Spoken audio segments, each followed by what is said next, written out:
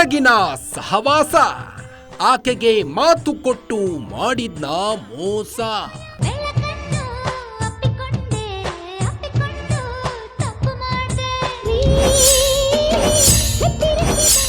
ಜೇನು ಸವಿದ ಕಿಲಾಡಿ 2 ಸಲ ಗರ್ಭಪಾತ ಮಾಡಿಸಿದ್ನ.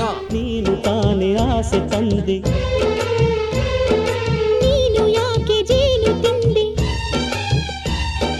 ಹೌದು ತಿಂದೆ, ಏನು ಮುಂದೆ? ನಾನು ತಾಯಿ, ನೀನು ತಂದೆ. ಬಾಡಿಗೆ ಮನೆ, ಆಗಾಗ ಅತ್ಯಾಚಾರ, ಸುಖದಲ್ಲಿ ತೇಲಿ ಕೈಕೋಟ್ನ.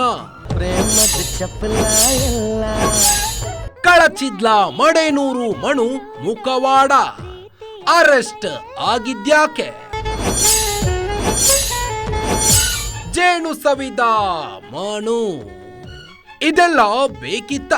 ವೀಕ್ಷಿಸಿ ರಾತ್ರಿ 10:30ಕ್ಕೆ.